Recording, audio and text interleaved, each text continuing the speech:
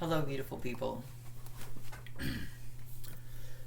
So, I have not put out a video in some time, and it's because I have been very, very busy working on putting together a business with my business partner.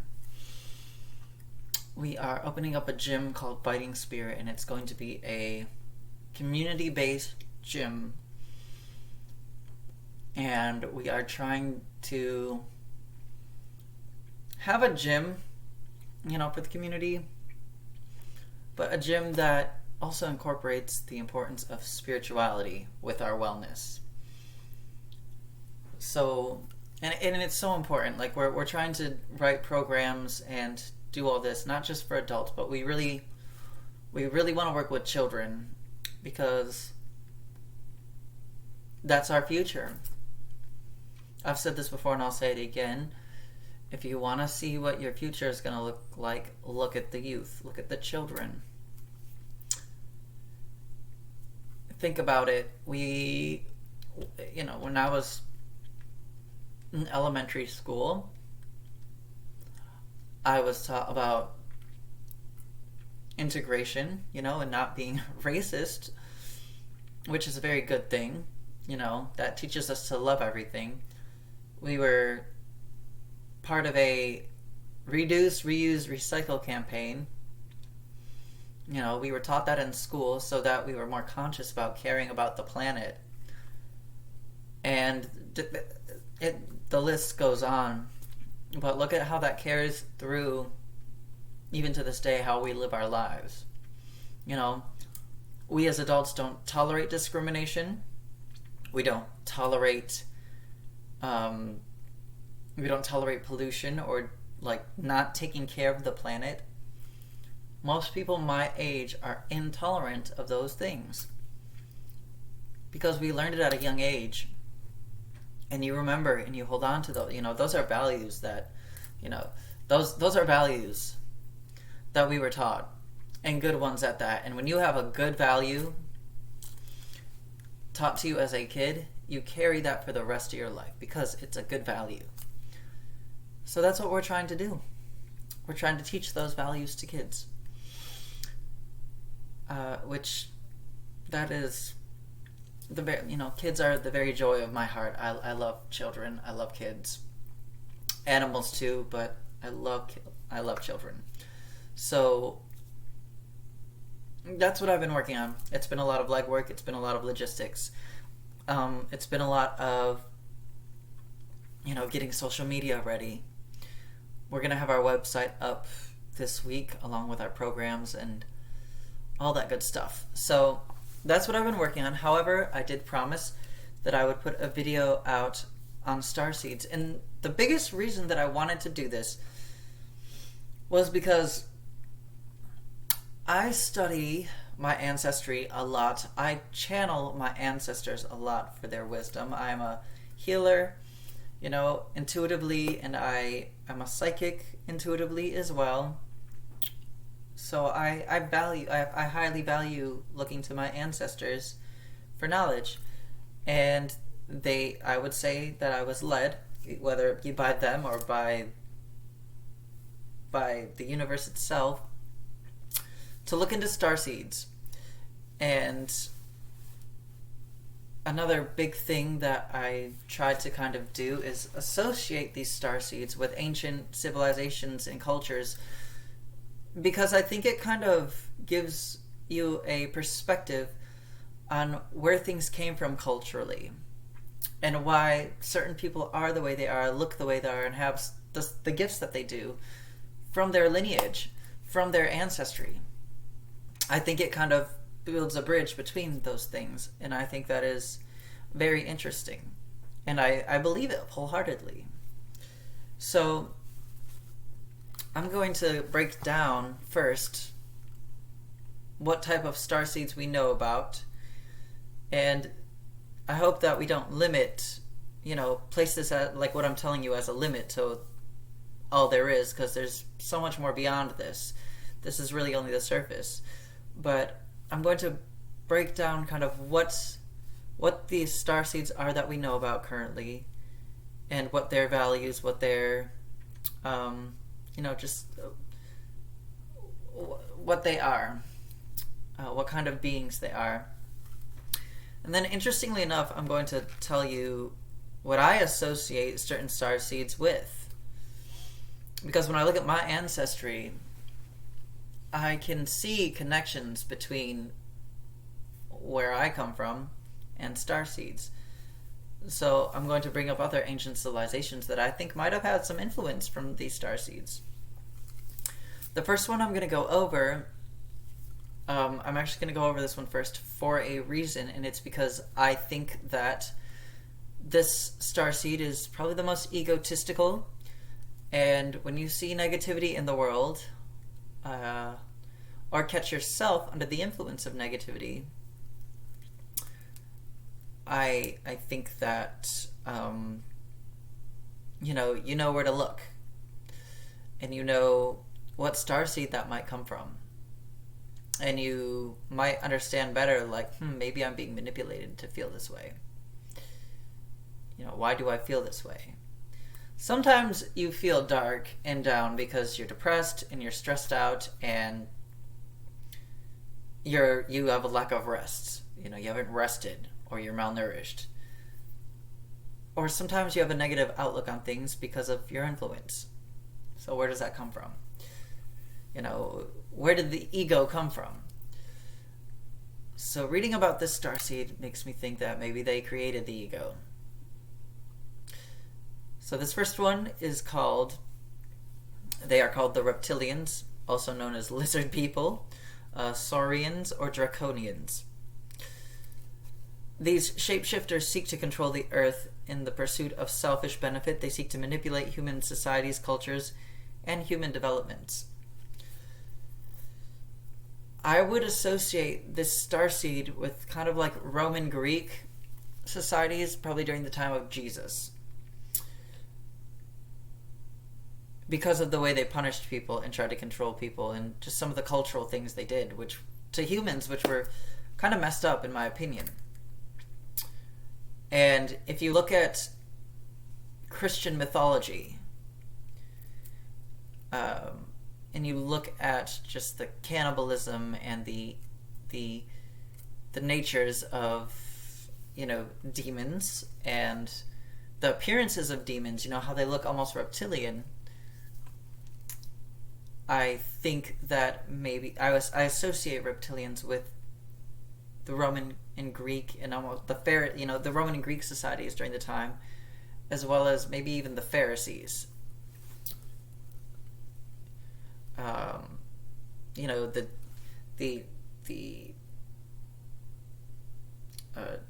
Hebrews in power at the time too. Because when you look at the demonology in these texts and mythologies, they match the descriptions of reptile-like beings. So, and also maybe even the reptilians were the dinosaurs that were here first. So that's my association with those. These next three starseeds, I think we should definitely pay attention to, because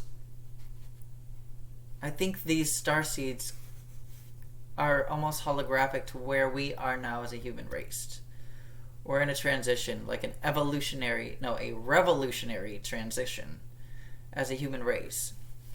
And it could go one way or another, depending on what we give into as a human race. So, this next starseed is the Meldex.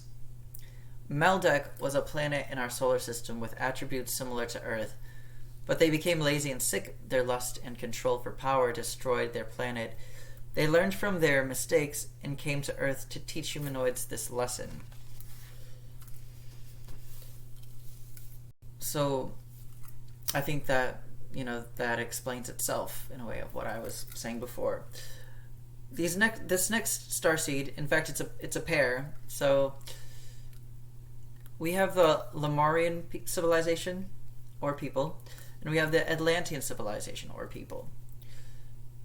So these ancient civilizations advanced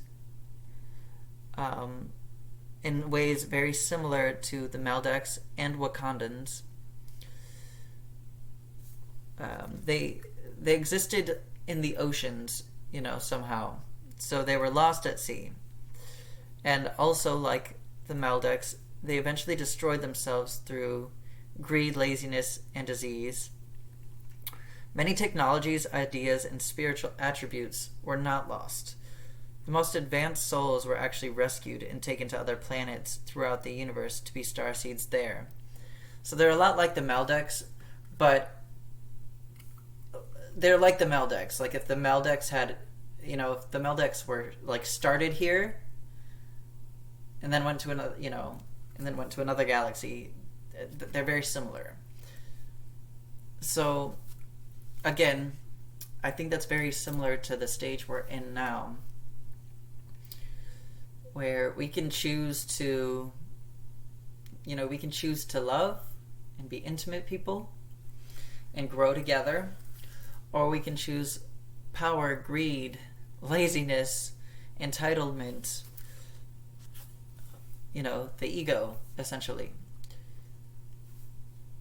So the next kind of group that I'm going to talk about, along with, in fact, let's see, 1, 2, 3, 4, 5, 6. So the next 6 groups are a little more on the specific side. They're like reptilians, but they're a different type of starseed. They're more extraterrestrial, if you will. So we're going to talk about the Syrians. And before I get started, I will say I associate the Syrians with kind of the Celtic and Norse mythology. If you read about these mythologies and just the way they look at things, you can kind of see the similar attributes. So it almost seems like Celtic mythology and Norse mythology might even have some influence from the Syrians. So here's what I have about the Syrians. The Syrians came from the planet Sirius A and Sirius B. Sirius A is the brightest star in the Earth's sky. Its original planets came from the constellations Vega and Lyra. So pay attention to those constellations. Vega and Lyra. Vega and Lyra are the supposed home of Earth's ancestors. Sirius B is smaller and housed water beings such as the Manya and the Mer people. They gave us ascended masters. So ascended masters like Buddha, Jesus, Gandhi, Eckhart Tolle. So the Syrians were the teachers and really the influencers of the ascended masters. They are the souls of the ascended masters.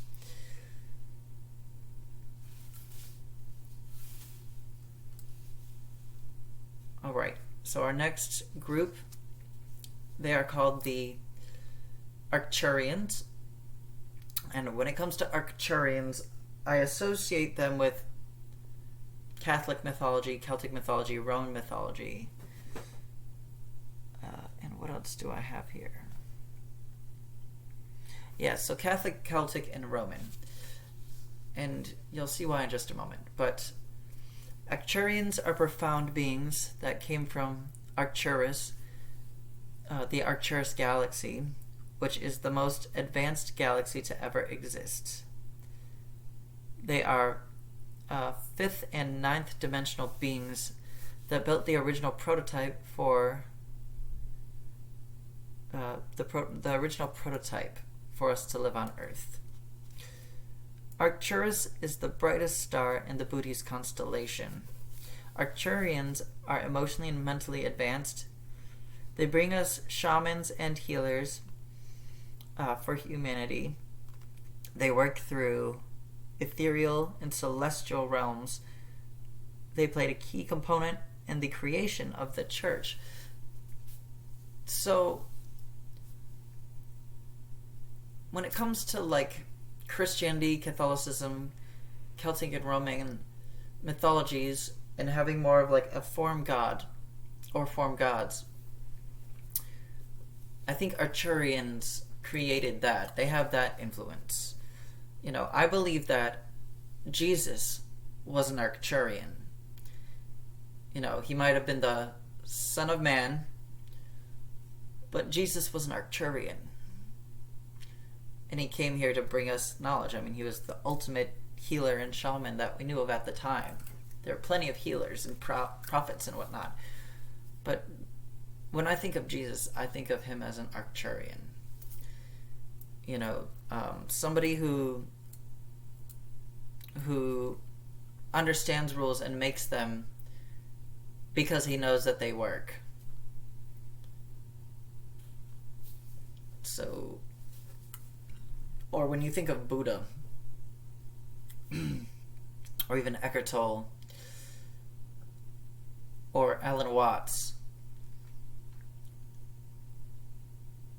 I believe they were Arcturians as well.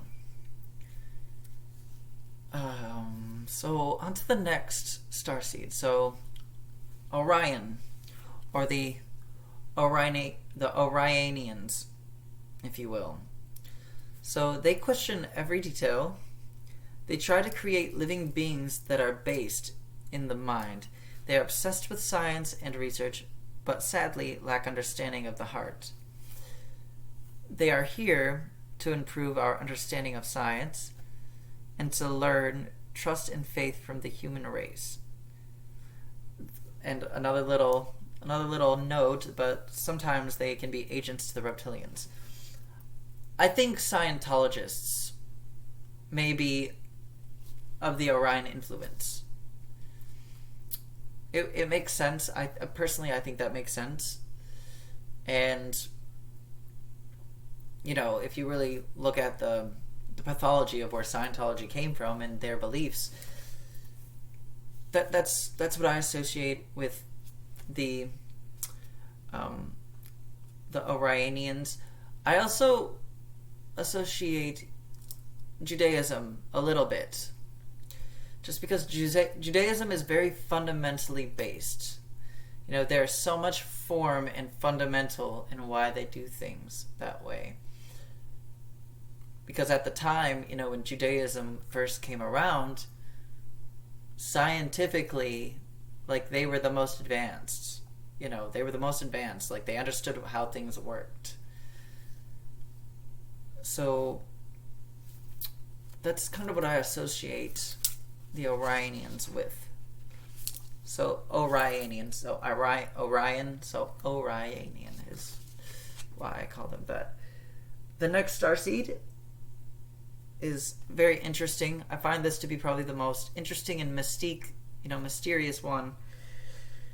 The feline starseed. I associate the felines with Egyptians. You see a lot of feline folklore in Egyptian folklore and mythology. A lot of feline influence.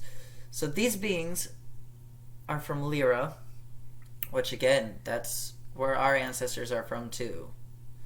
So we're connected with felines more so than we thought, which I find is interesting. So these beings from Lyra can be found depicted in artwork of ancient Egypt. They are telepathically and psychically skilled. They seek light, clarity, and abundance. They bring grace, humanity, and hope to humans to inspire creativity. And I believe, let me think. Okay, so we have two more extraterrestrial type starseeds, and then I'll get into kind of my next little category of starseeds. So we have the Palladians.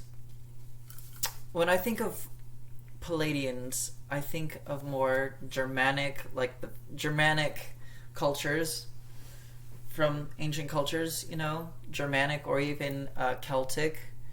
So the Visigoths, the Vikings, and I would even dare say that there was a little bit, I would even say like France a little bit, like the French culture.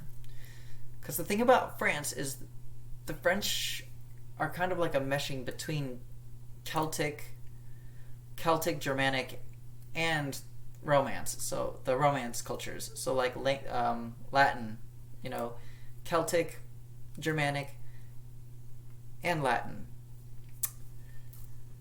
So when I think Palladians, I think it's more Germanic and very Visigoth-ish, if you will. But they came from the Seven Sisters constellation, also known as Messier 45, or the Eye of the Bull, meaning the Eye of Taurus, the constellation of Taurus. They exist in the fifth dimensional frequency where love and creativity were formed. So again, I see a lot of like kind of French. I see that influence a lot in kind of in French culture and folklore and even mythology or history.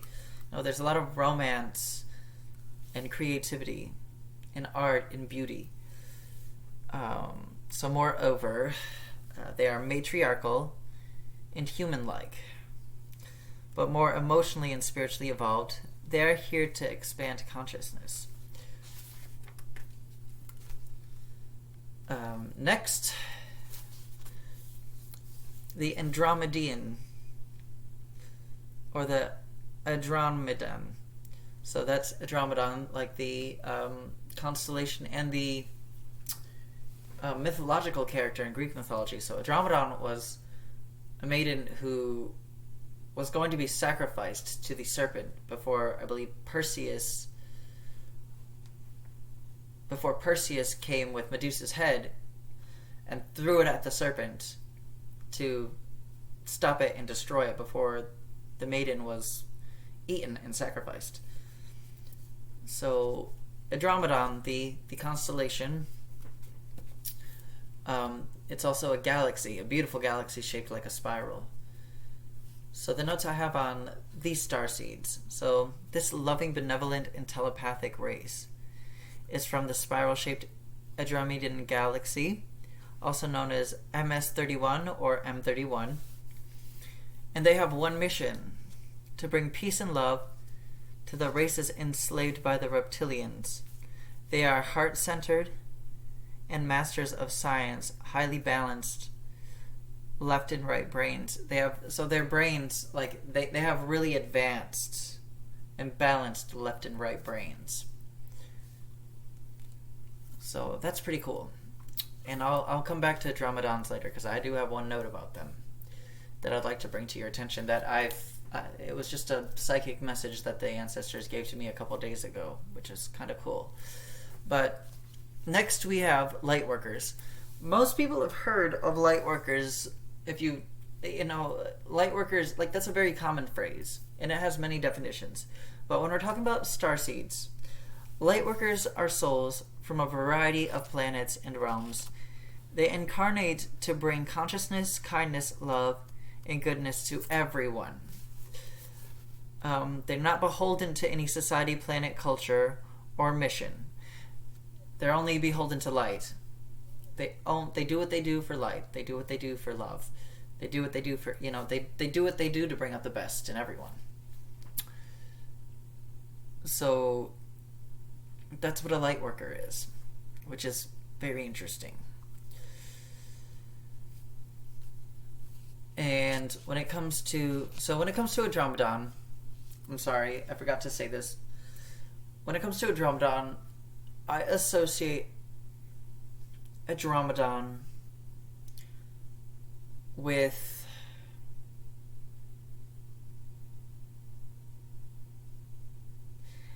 any sort of person that is heart-centered, essentially.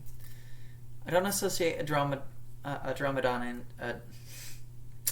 I don't associate people from the Andromedan starseed category to come from any certain culture. However, when I look at a lot of the peaceful African myths, it seems like there's a lot of Andromedan influence there. So I feel like I see it in all cultures. Like, there is love in all of cultures, but when it comes to the most pure, rhythmic, authentic love, I find that in a lot of the African cultures, and even some of the Brazilian cultures, as well as Native American, I see that in those cultures a lot. Those influences, the loving influences, the knowledge of just how things work and the nature of things. And nature is a very important word here.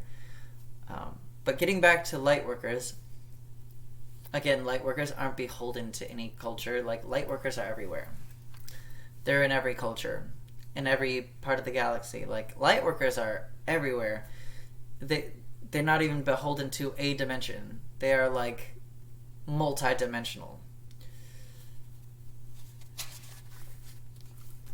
So the next starseed we have is actually a human starseed. So we have the indigo, the crystal, and the rainbow children. And these are children that are infused with certain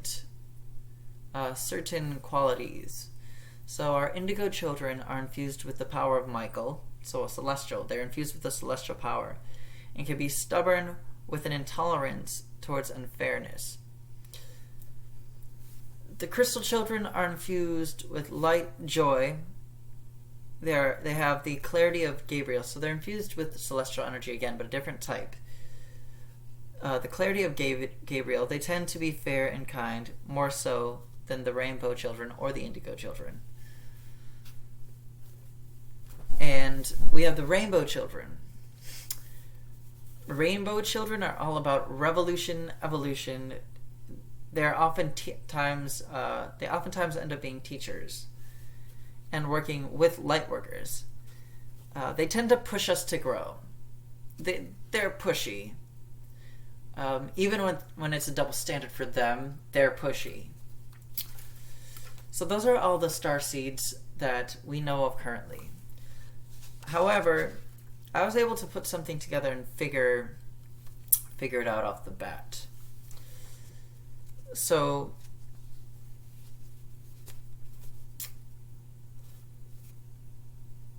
I consider myself one of the Fae, or a fairy, which is also a type of person, a starseed. I consider that a starseed as well. And I did some meditation, kind of asked my ancestors, okay, well, where did the Fae come from? Where are fairies from? And fairies are nature spirits. They're all over the universe too. They're actually a form of light worker, which makes sense to me. I mean, especially as a fairy, because I always knew I was a light worker. But even looking at it from this perspective is interesting.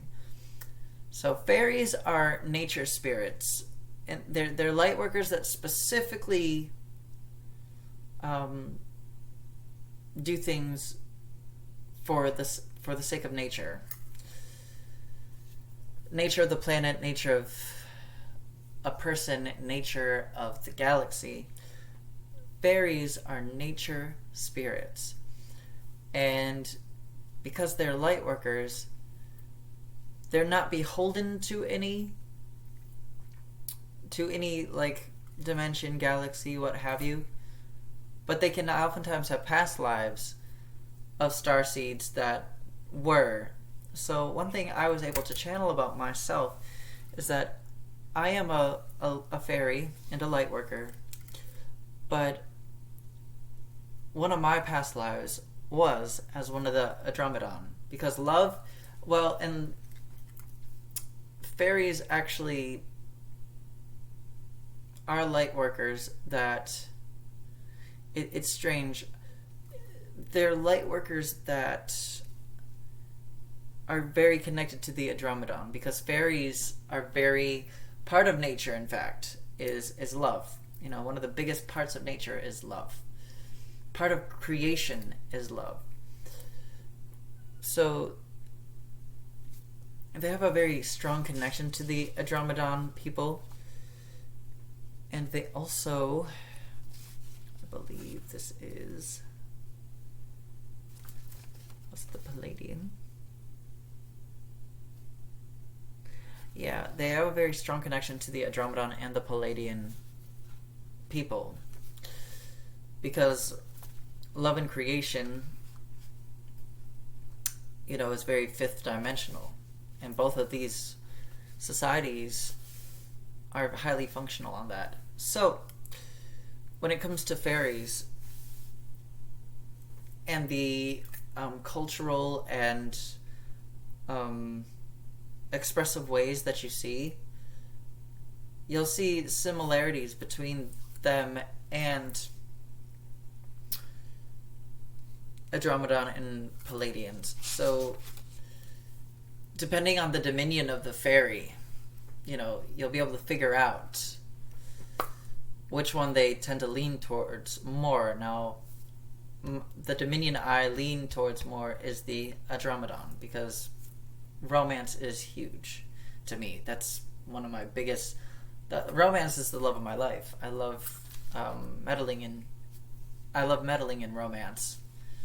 So that's just a nice little side note for you all to know, is that that's where the fairies come from. The fairies are a type of light worker, but they are nature spirits. So they're light workers that they basically control the atmosphere. They work with the atmosphere. That's their purpose. But that is all the time I have for today. Today we reached looks like about 35 minutes today. So here you are as promised. Read up on your star seeds and call me for a reading sometime. Come check out my gym. I think you'll enjoy it. And thank you for your time. I love all of you, and I wish you all the best of blessings.